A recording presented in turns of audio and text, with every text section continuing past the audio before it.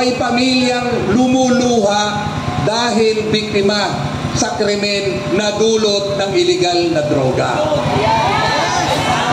Wala nang tayong masasandalan noon dahil hindi natin maramdaman na ultimo ang ating mga kapulisan na wala na tayo ng tiwala.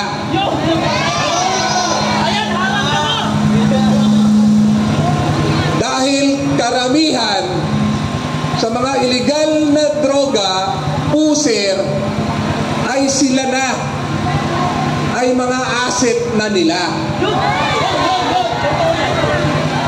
At ang kawawa ang nabibiktima, yung ating mga ordinaryong pamilya. Saksi ako sa araw-araw na krimen na nangyayari. Ilang nanay, ilang magulang, ilang ate, ilang kuya ang umiiyak bilang kapitan ako ng Barangay Batasan Hills noon. Pinakamugulo ang Distrito 2, Payatas, Holy Spirit, Silangan, Commonwealth, sentro ng krimen. Lahat yan ay dulot ng iligal na droga. Hindi mo na malalaman kung kanino ka magsusumbong dahil halos lahat ay involved ng droga ang ating akala, ating masasandalan. At alam naman po ninyo, ang inyong abang lingkod, Ultimo Police Station, niralihan natin ito dahil talamak na ang droga sa ating lugar. Nagkaroon tayo ng tunay na katahimikan at tunay na pag-asenso dahil nung ang ating presidente ay si Presidente Duterte na. Natakot ang mga pulis, natakot ang mga puser, natakot ang drug lord. Dahil pati politiko, drug lord na nung araw. Hindi nila ba nakikita nung panahon na yon? Bakit ngayon ang iniimbestigahan nila ang taong tunay nagmahal sa kapwa niya Pilipino at kapwa niya tao? Bulag ba sila? Bulag ba sila?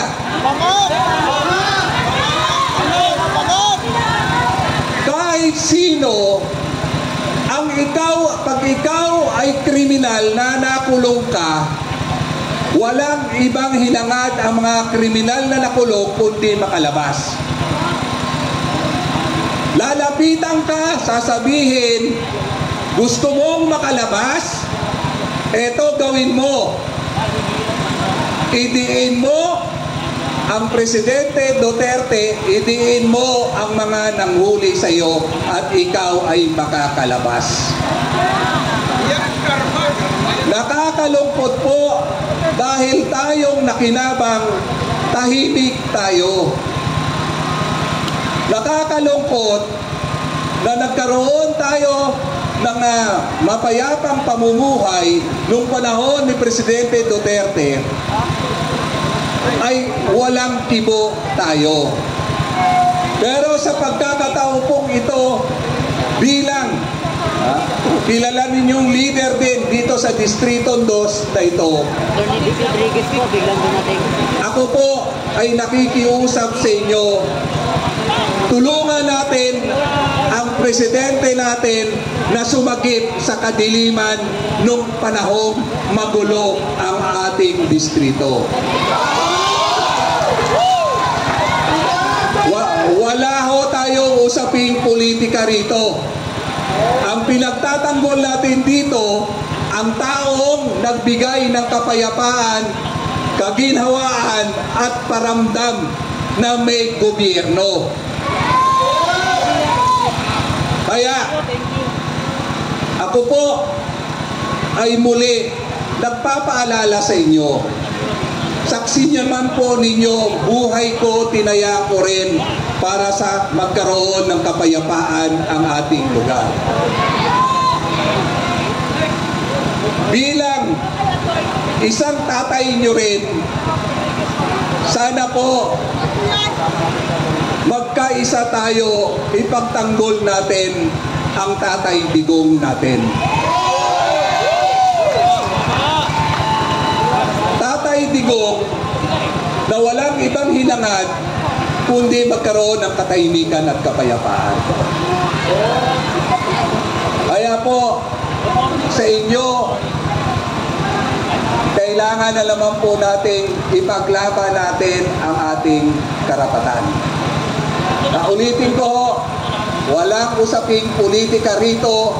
Ang usapin dito, suportahan natin ang taong nagmahal sa atin.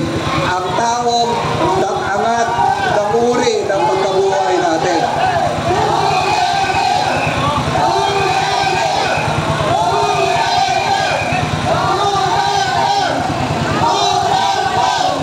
Ay, nandito po, kasama natin. Ito po, kasamahan ko ng naging kapitan po rin ito sa Quezon City. Kasamahan ko po, sabay po kami nahalal na konsihal ng kapitan.